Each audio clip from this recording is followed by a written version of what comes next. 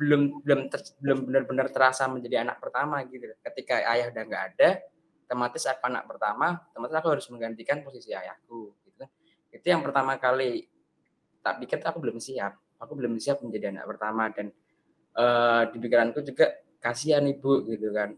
Kenapa aku harus nyerah gitu, sedangkan anak-anak aku kok sampai sekarang masih bisa memberikan aku kekuatan gitu. Jadi kadang aku kalau ngeliat mereka tuh bukannya sedih yang benar-benar sedih ya, tapi aku ada rasa malu juga gitu. Anak aku kuat gitu, kenapa aku harus jadi manusia emas gitu kan.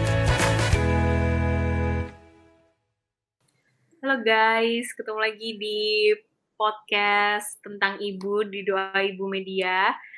Kali ini masih sama kita special edition kolaborasi sama Power Moms. Kali ini aku ditemenin sama Ibu Nidi dari Power Moms. Halo Ibu Nidi. Halo. Halo. Hai. Boleh diceritain nggak kenapa bisa join sama Power Mom? Kenapa bisa join itu aku tertarik banget ya, karena kan emang sekarang komunitas moms di Indonesia ataupun di Jakarta atau dimanapun itu kan sekarang lagi benar-benar dicari banget. Terus habis itu aku juga tertarik di sini karena aku bisa mengeluarkan lah atau bisa memberikan seperti masukan atau bisa sedikit bercerita dengan para ibu-ibu di sini gitu. Mudah-mudahan sih bisa memberikan inspirasi buat kalian atau mungkin jadi pelajaran juga buat kalian. Oke, kalau kesibukannya emang full time mom atau ada kerjaan atau itu? Aku kebetulan sekarang itu kegiatannya aku bekerja di sebuah perusahaan untuk sebuah aku karyawan swasta lah gitu.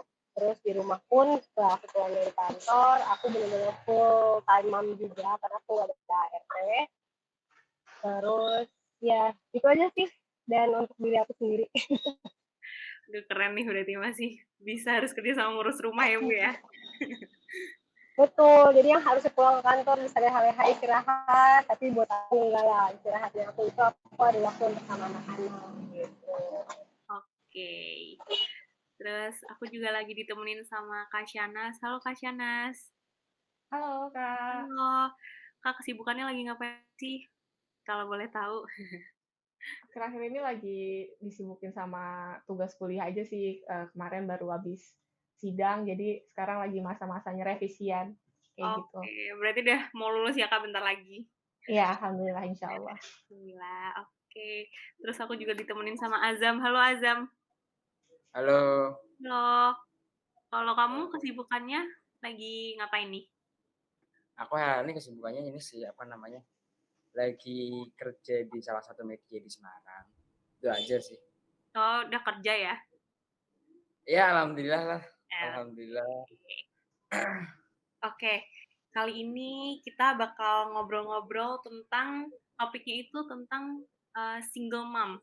Mom yang ibu yang harus berjuang sendirian nih. Karena ya lumayan ya, sekarang kita kan tahu lagi-lagi nih karena media sosial kan kita bisa jadi tahu banyak ya informasi. Kita juga tahu ada beberapa yang ibu-ibu tuh sekarang lumayan terkenal, influencer, followersnya lumayan banyak kan. Terus kita juga tahu beberapa itu emang ada yang sharing ceritanya tentang menjadi single mom, entah itu suaminya meninggal ataupun divorce. Nah, terus menurut ibu dan teman-teman gimana nih? Ada cerita atau pendapat tentang ini nggak? Boleh dari Ibu Nidi dulu. Boleh. Iya benar banget ya, apalagi kalau kita lihat di berita-berita gitu ya, kalau sekarang juga kayaknya lagi kita ada apa nih di dunia rumah tanggaan gitu, ada banyak banget kasus perceraian yang dimana mereka, aku kurang paham juga, begitu juga aku ya, kenapa bisa mengambil langkah itu sih, kasihan anak gitu kan, kenapa anak yang jadi korban, yang rata-rata kan tiap pembahasan itu pasti selalu ke anak pasti jadi korban gitu. Emang iya sih betul, cuma kan kita balik lagi ya, setiap urusan rumah tangga itu kita nggak pernah menebak tuh kenapa sih endingnya bisa sampai ke perceraian gitu kan, karena ada juga dari sudut pandang kita sebagai ibu ataupun sebagai orang tua ataupun sebagai pasangan, terus kadang mikir kalau oke ini memang cara akan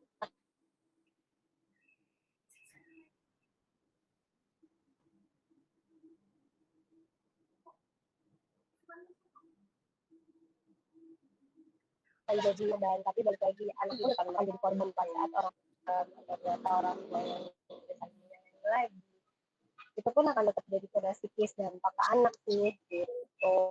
Dari aku dari itu pun juga sekarang banyak banget empowering mom itu yang saling support gitu, karena mereka tahu nggak mudah ternyata untuk bisa menjalani sebuah rumah tangga yang pada saat dan pada harus divorce ataupun harus berpisah, pun juga pasti para moms ini support juga untuk bisa memberikan semangat kepada ibu di luar sana gitu sih kalau dari aku. Oke, thank you Ibu. Kalau dari Kak Shanas atau Azam, ada nggak cerita tentang pengalamannya atau lihat teman atau gimana? Siapa dulu nih? Aku nggak tahu.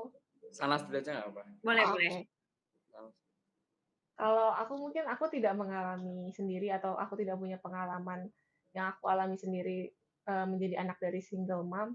Cuma aku melihat beberapa orang di luar sana yang aku rasa sangat luar biasa untuk membesarkan anaknya seorang diri gitu, dan memang betul tadi kata Bu Nindi juga kalau kita tuh harus saling support sesama perempuan gitu loh, karena yang bisa ngerasain itu ya kita sendiri dan yang mengalami itu kita yang perempuan gitu loh.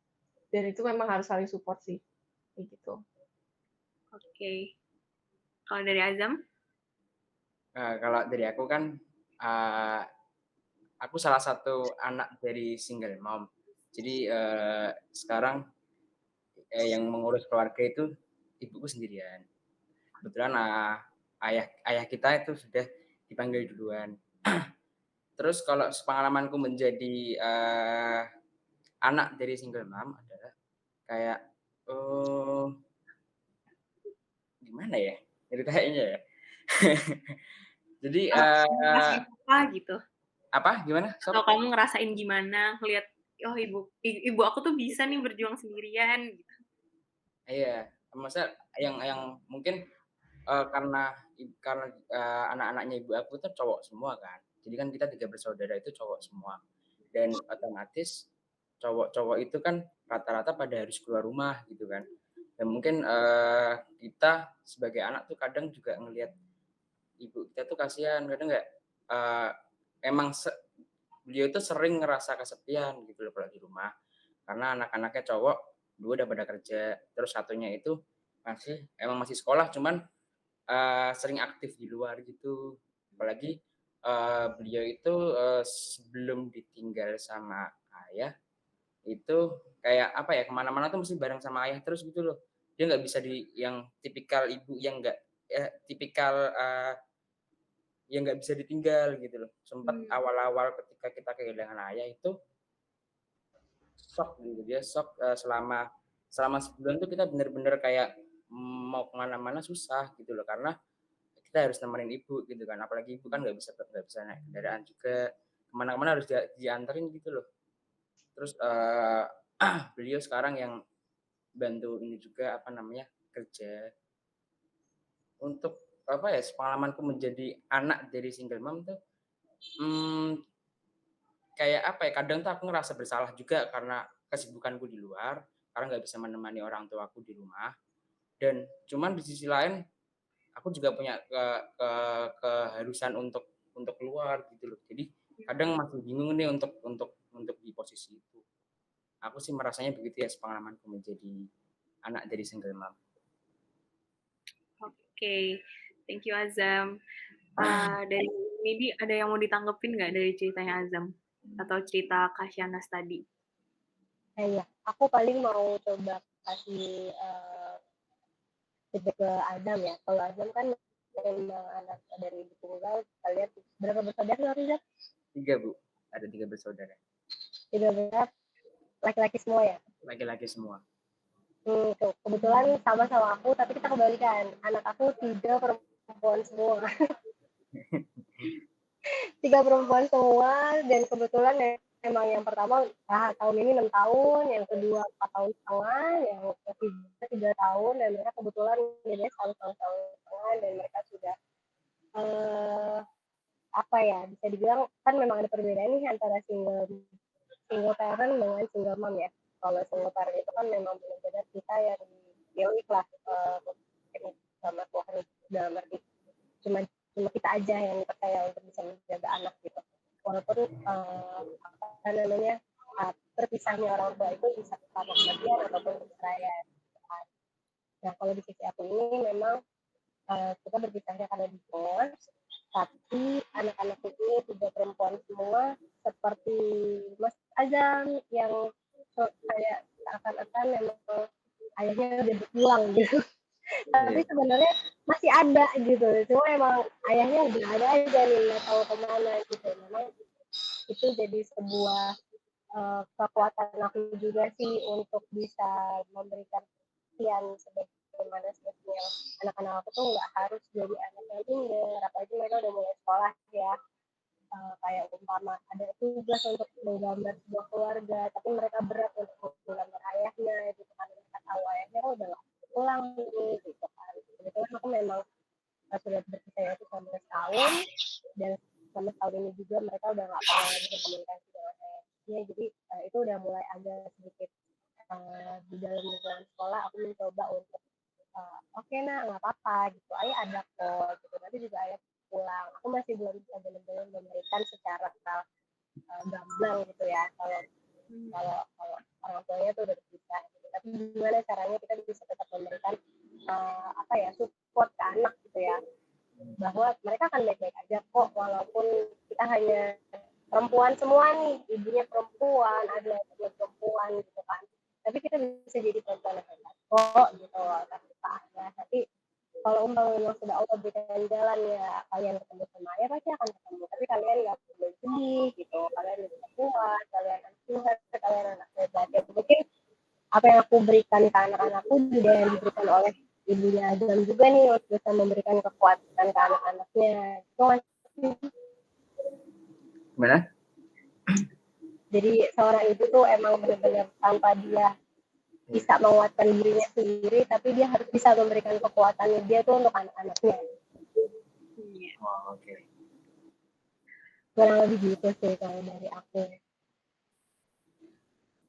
Kalau kamu sendiri gimana Zam, perasaannya waktu ditinggal sama bapak, terus ibu nih, kamu sadar akhirnya ibu sendirian, terus kamu ngerasa gimana? Kamu ini nggak kayak mikirin nggak struggle-nya ibu kayak gimana gitu?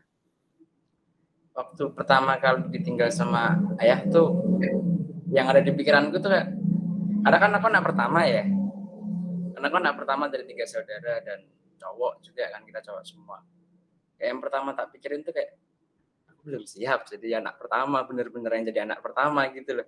Sebelumnya kan karena masih ada ayah, jadi kayak beratnya kayak belum benar-benar terasa menjadi anak pertama gitu loh. Ketika ayah udah nggak ada, otomatis aku anak pertama, otomatis aku harus menggantikan posisi ayahku gitu. Itu yang pertama kali tak pikir aku belum siap menjadi anak pertama, dan di pikiranku juga kasihan ibu gitu kan. Apalagi waktu ayah nggak ada itu posisinya aku masih pertengahan kuliah gitu loh, yang masih apa ya, masih emang lagi sibuk-sibuknya di perkuliahan gitu kan. Aku takut nanti belum bisa bagi waktu antara keluarga sama kehidupanku di luar waktu itu.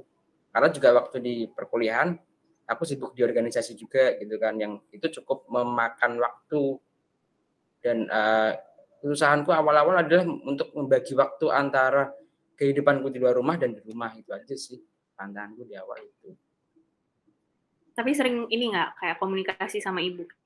Masih sering. Gimana perasaannya gimana gitu? Kalau gitu nggak? komunikasi masalah perasaan kita jarang sebenarnya, sangat jarang sekali, karena apa ya, keluarga kita tuh tipikal keluarga yang gengsi-gengsian gitu loh. Oke. Jadi bahkan untuk menyampaikan perasaan aja hampir dibilang kita kayak nggak pernah gitu loh, kayak kita hampir nggak pernah. Jadi kayak ya udah kita kayak ya kita melakukan hal-hal yang seharusnya seperti seorang anak dan ibu aja, jadi gitu. Oke. Kalau di talk pun aku tipikal yang jarang banget di talk sama orang tua gitu. Saling terbuka itu juga jarang sih. Oke. Gitu. Oke. Kalau dari Kak Shanas nih, mungkin temennya ada yang mengalami itu ya. Temennya Kak Shanas ini sering nggak maksudnya cerita pengalamannya ke Kak Shanas? Apa sih yang dia rasain ngelihat ibunya sendiri kayak gitu? Mungkin karena yang aku lihat itu adalah bukan temanku, tapi maksudnya ada seorang anak yang dekat sama aku juga gitu. Jadi aku ngerasa emang anaknya tuh menjadi kebahagiaan dari si ibunya, menjadi kekuatan dari si ibunya juga gitu. Dan alasan ibunya bisa kuat berjuang itu ya anaknya sendiri gitu. Meskipun tanpa pasangan tapi dia tetap survive. Ya itu anaknya sendiri gitu. Aku sering main sama anaknya dan anaknya tuh pintar gitu loh. Anaknya tuh pintar. Anaknya bisa acting juga anaknya. Jadi aku ngerasa seorang ibu tuh bisa sekuat itu dalam mengasuh anak, dalam mendidik anak gitu. Tanpa seorang pasangan pun seorang ibu bisa gitu. Meskipun ya berat, memang berat gitu. Oke. Tapi kalau Kak Shana sendiri nih, kalau sama ibunya kadang cerita nggak? Maksudnya saling terbuka gitu nggak? Curhat. Aku termasuk yang dekat dengan ibu gitu, maksud dekat dengan mama. Jadi sering banget tuh aku curhat tentang masalah kuliah, tentang masalah kehidupanku, masalah cinta gitu. Aku sering curhat ke mama gitu dan mama bisa menjadi sosok teman terbaik buat aku juga dan mama tuh sangat-sangat membiarkan anaknya gitu. Jadi istilahnya aku sudah dewasa, kamu cerita ke mama tapi tetap kamu yang menyelesaikan sendiri gitu. Oke. Pendengar yang baik lah. Mamanya juga cerita nggak ke Kak Shanas atau enggak? Oh iya jelas. Jadi kita kayak Berarti saling kalau udah curhat cerita juga ya? tuh kayak teman lagi kongko gitu, lagi nongkrong. Ada aja ceritanya yang lucu-lucu atau yang ternyata mama tuh lagi ada masalah ini ya kayak gitu. Oke. Kalau dari Ibu Nidi nih, gimana sih perasaannya harus struggle sendiri? Apalagi sekarang kan belum terbuka ya sama anaknya untuk gimana papa kemana, bapaknya kemana, belum untuk diceritakan kan ke anaknya. Terus harus ngejalanin itu sendiri, struggle sendiri tuh gimana sih kok bisa? Kalau umpama ditanya kok bisa sih, aku jujur juga bertanya itu ke dalam diri sendiri ya. Karena gila ya, dengan usia anak-anak aku yang masih kecil gitu kan, yang benar-benar masih makan banget sebagai seorang ayah, tapi mereka harus bisa struggle juga kayak aku gitu. Pasti aku ada di titik terendah dalam hidup aku saat yang lalu itu benar-benar aku ngerasa kayak ya gue harus gimana nih, harus gue lakuin nih, anak gue 3 gitu kan. Cuma ya balik lagi ternyata Allah punya rencana lain gitu kan, aku dikasih kekuatan, aku juga mikir ternyata aku harus nyerah gitu, sedangkan anak-anak aku kok sampai sekarang masih bisa memberikan aku kekuatan gitu. Jadi kadang aku kalau ngeliat mereka tuh bukannya sedih yang benar-benar sedih ya, tapi aku ada rasa malu juga gitu. Anak aku kuat gitu, kenapa aku harus jadi manusia lemah gitu kan. Ternyata kekuatannya mereka itu yang bikin aku juga berbangun lagi gitu. Akhirnya aku memilih untuk benar-benar bekerja dan alhamdulillah juga aku dengan apa ya, dengan hal-hal yang benar-benar di luar dugaan aku deh, sampai akhirnya aku bisa sekarang menyekolahkan dua anak aku gitu kan, dan sekarang happy even mereka tuh awalnya masih sering saling nanya gimana, sampai akhirnya mereka sekarang udah mulai terbiasa dengan oh iya ternyata sekarang kita cuma adik gitu kan, tapi kita masih punya adik-adik atau kita masih punya kakak gitu yang memang benar-benar kita tuh saling support aja gitu. Karena aku di satu sisi nangis gitu kan di depan mereka, tapi mereka pun juga selalu support aku kalau ibu nangis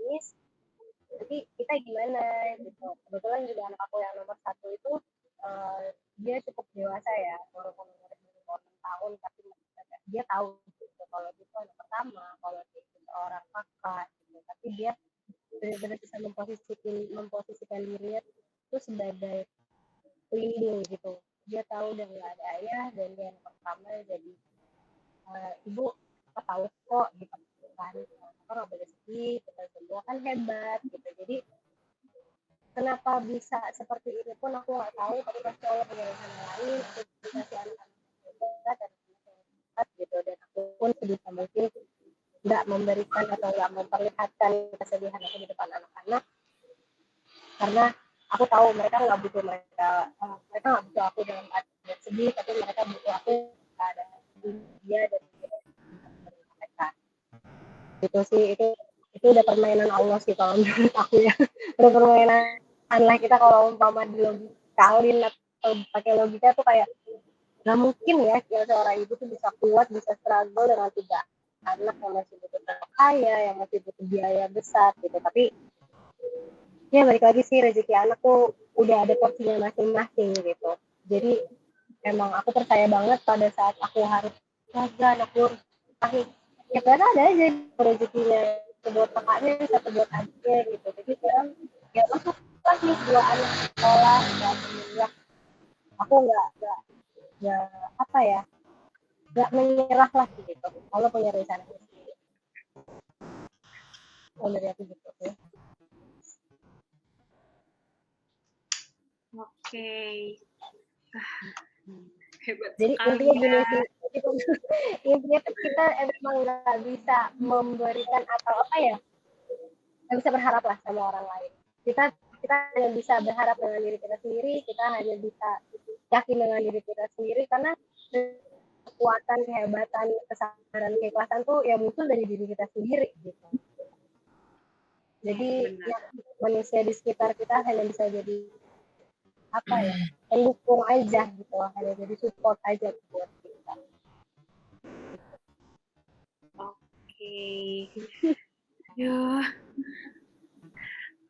Jangan dibatin ya. Kalau dipikirin berat emang, tapi ternyata setelah dijalanin ya alhamdulillah sih ya, ringan-ringan aja. Selama kita setiap pulang sekolah, setiap pulang kan anak tuh, oh anak kita sehat, anak kita bahagia, anak kita happy, anak kita ngeliat kita tuh ibu gitu kan, jadi kita lupa dengan segala masalah. Berarti bener ya ibu, kalau misalnya ada orang yang bilang kayak sumber kebahagiaannya ibu tuh ya anaknya. Bener banget ya. Sumber kebahagiaan, sumber kekuatan itu udah di anak tuh. Oke. Mungkin ini jadi pertanyaan terakhir ya. Buat Ibu Nidi.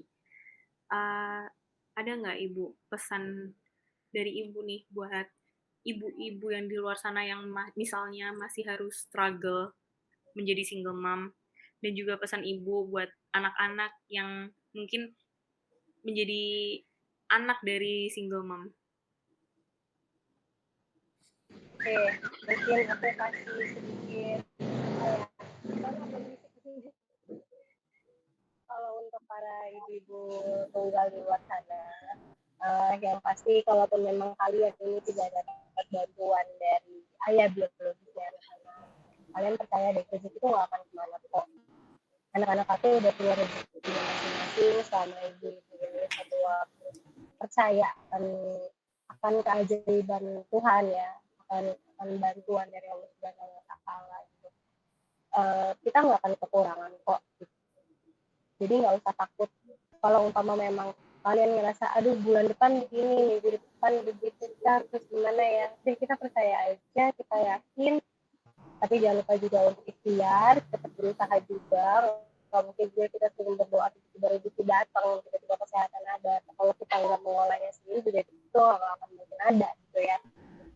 Jadi tetap kita harus berusaha, kita harus saling support apapun keadaannya. Kita harus lihat anak lah, yang pasti nomor 1 anak, nomor 2 bukan diri kita aja ya, tapi memang balik lagi sih, kita bahagia, anak bahagia kita pun bahagia. Kalau untuk anak-anaknya yaitu sih, kalau aku memang udah mencoba untuk terbiasa dengan anak-anak aku, kita harus sering deep talk, kita itu juga harus sering apa ya, memberikan apresiasi sesama antar manusia ya. Maksudnya aku juga di sini nggak mengajarkan kamu anak atau orang tua kamu harus sopan, kamu harus nurut nanti durhaka. Aku insya Allah aku nggak mendidik anak aku seperti itu gitu. Aku ingin mendidik anak aku tuh sebagai sahabat aja, sesama manusia, sesama makhluk Tuhan yang memang kita sama-sama dilahirkan di dunia untuk sama-sama berjuang menghadapi dunia gitu. Jadi untuk anak-anak di luar sana yang ditinggal, ya usahakan kalian harus bahagia karena ibu-ibu kalian selalu bahagia, ibu-ibu kalian itu selalu menomorduakan dirinya dia sendiri, yang penting anak-anaknya itu bisa sehat, anak-anaknya itu bisa tidak merasakan seperti apa yang ibunya rasakan gitu. Jadi sebisa mungkin kalian harus saling support lah antara ibu dan anak kalian. Ya paling untuk aja nggak usah gengsi aja, pasti ibu kamu juga mau bilang, Bu aku sayang ibu loh gitu, Bu kita harus kuat bareng ya Bu gitu.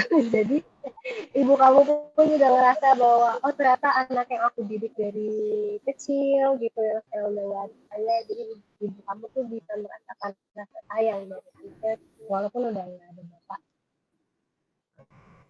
Itu sih kalau dari aku. Oke, terima kasih Bu Nidi. Kalau Jadi apresiasi buat semua ibu-ibu di luar sana dan semua anak-anak. Yang penting masih bisa saling support antar anak dan ibu, komunikasi yang baik. Semuanya pasti akan bahagia ibu dan anaknya juga ya. betul. Amin. Oke. Mungkin obrolan kita kali ini tentang single mom udah cukup sampai di sini. Semoga obrolannya ini bisa bermanfaat buat teman-teman yang nonton ya, yang mungkin masih mengalami kejadian yang sama kayak gini. Oke, terima kasih Ibu Nidi, terima kasih Kak Syanas, dan terima kasih semuanya. Terima kasih. Semangat terus.